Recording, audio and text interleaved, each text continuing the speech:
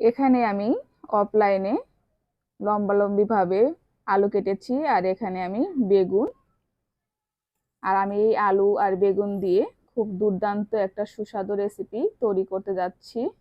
আশা করছি অনেক ভালো লাগবে।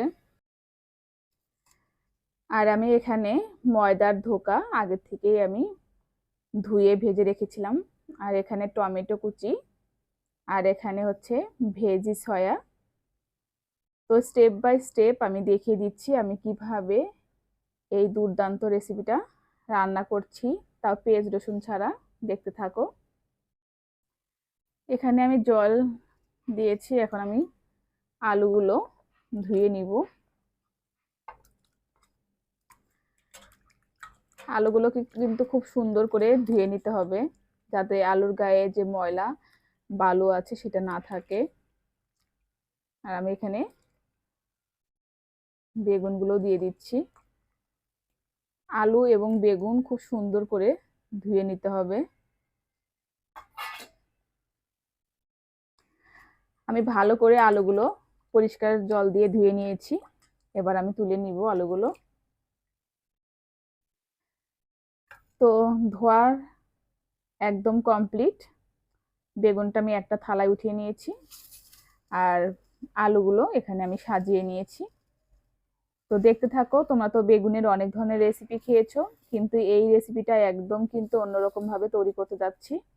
স্টেপ বাই স্টেপ দেখতে থাকো, আশা করছি ভালো লাগবে। আর কেউ ভিডিওটা স্কিপ করে যেও না, স্কিপ করে গেলে অনেক কিছু কিন্তু মিস করে যাবে। চলো এবার আমরা মূল রান্নায় চলে যাই। দেখো বন্ধুরা, এখানে আমি কড়াইটা খুব ভালোভাবে গরম করে নিয়েছি। এতে আমি দিয়ে দিব সরিষার তেল, আর আমি এই পুরো রান্নাটাই কিন্তু সরিষার তেল দিয়েই করব। দেখতে থাকো, আশা করছি খুব ভালো লাগবে। তেলটা পর্যাপ্ত পরিমাণে গরম করে নিতে হবে। দেখো বন্ধুরা, তেলটা কিন্তু গরম হয়ে গেছে। এবার আমি আলুগুলো দিয়ে দিব।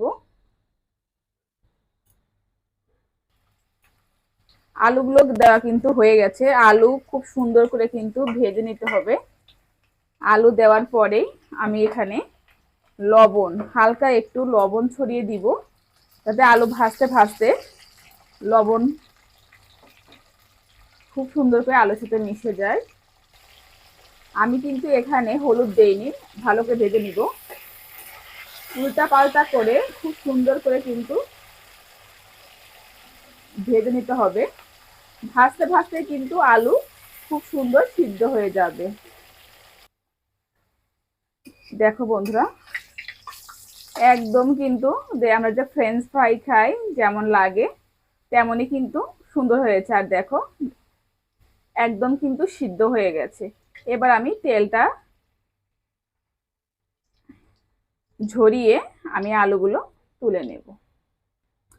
আর এখানে যে অবশিষ্ট তেলটা আছে আমি এখানে ভেজি সয়াটা ভেজে নিব।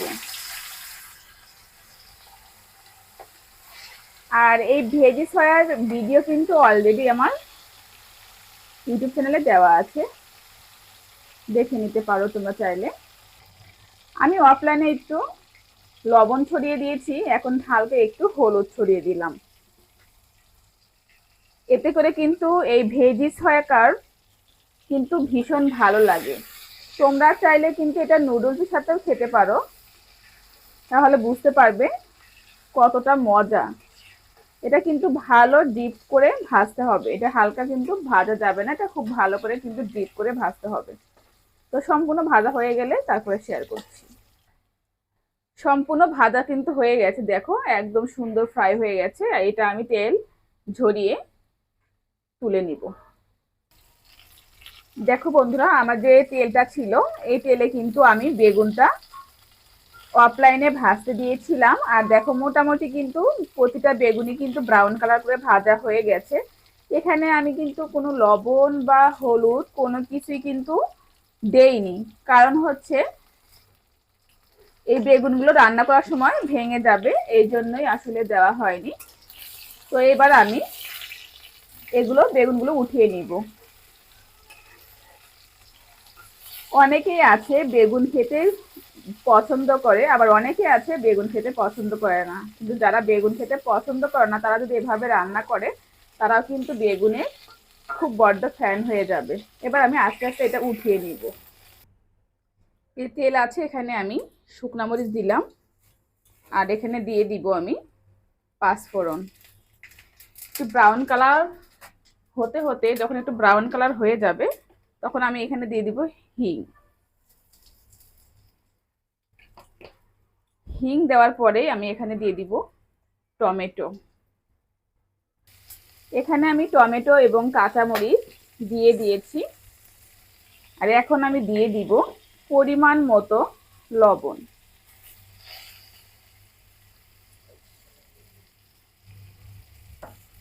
তারপরে আমি 2 মিনিটের জন্য ঢেকে দিব, যাতে টমেটোটা নরম হয়ে যায়। আমি 2 মিনিট হওয়ার আগেই উঠিয়ে নিলাম। এখানে কিছু মশলা আমি অ্যাড করে দিব। এখানে আমি আদা বাটা নিয়েছি, আর জিরের গুঁড়ো আর ধনের গুঁড়ো, এটা আমি দিয়ে দিব। এবার দিয়ে দিব হলুদ, পরিমাণ মতো হলুদ দিয়ে দিলাম। আর মশলাটা কিন্তু ফুটতে শুরু করেছে। এবার আমি দিয়ে একটু নাড়াচাড়া করে দিব, খুব সুন্দর করে মিশিয়ে দিলাম। এবার আমি ঢেকে দিব 2 মিনিটের জন্য। আমি ঢাকনাটা তুলে নিয়েছি, আর দেখতে পাচ্ছ মশলাটা কিন্তু খুব সুন্দর করে কষিয়ে নিতে হবে, যাতে করে উপর দিয়ে তেল ছড়িয়ে আসে। খুব সুন্দর করে কিন্তু মশলাটা কষিয়ে নিতে হবে।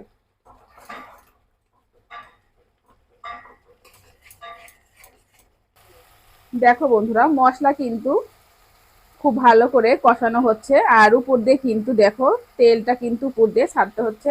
মশলাটা কিন্তু আরো কষাতে হবে, আরো কিন্তু ভালো করে। যত ভালো করে মশলা কষাবে ততই কিন্তু এই বেগুনের রেসিপিটা বেশি মজা লাগবে। সম্পূর্ণ মশলা কষানোর পরে তোমাদের সাথে শেয়ার করছি। দেখো বন্ধুরা, মশলা কিন্তু একদম রেডি, দেখতে পাচ্ছ। তোমরা কিন্তু চাইলে এরকম মশলা দিয়ে কিন্তু মুড়ি মাখাও খেতে পারো, ভীষণ ভালো লাগে। আর আমি আগে থেকে যে বেগুন ভেজে রেখেছিলাম সবগুলো উপকরণই দিয়ে দিলাম। দেওয়ার পরে ভালো করে কিন্তু মশলার সাথে কষিয়ে নিতে হবে।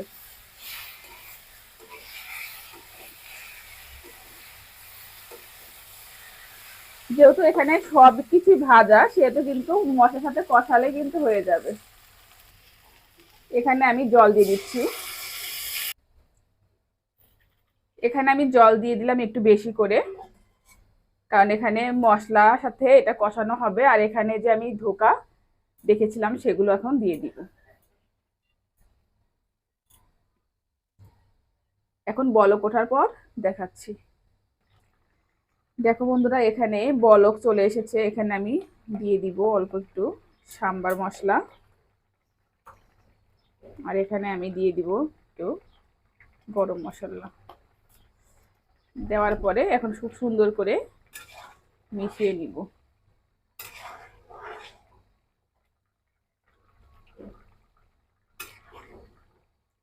মশলা দেওয়ার পরে 2 মিনিটের মতো রান্না করে নিতে হবে।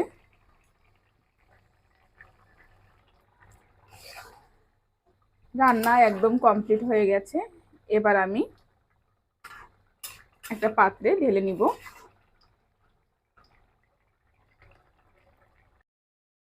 দেখো বন্ধুরা, তৈরি হয়ে গেল সুস্বাদু একটা রেসিপি। আশা করছি এই রেসিপিটা তোমাদের অনেক অনেক ভালো লাগবে। যখনই বাসায় কোনো ময়দা থাকবে, নিরামিষ দিনে এই ছোট্ট একটা রেসিপি অবশ্যই বাসায় ট্রাই করো, অনেক ভালো লাগবে। আর যদি আমার এই রেসিপি তোমাদের ভালো লাগে অবশ্যই লাইক, কমেন্ট, শেয়ার এবং সাবস্ক্রাইব করতে ভুলো না। এরকম ঘরোয়া নিত্য নতুন সহজ রান্না পেতে অবশ্যই সিন্ধু করুণাময়ী কিচেন ব্লকের পাশে থেকো। সবাই ভালো থাকো, সুস্থ থাকো। দেখা হবে নতুন অন্য রেসিপিতে। আর এত সময় আমার সঙ্গে থাকার জন্য অসংখ্য অসংখ্য ধন্যবাদ এবং অনেক ভালোবাসা রইল।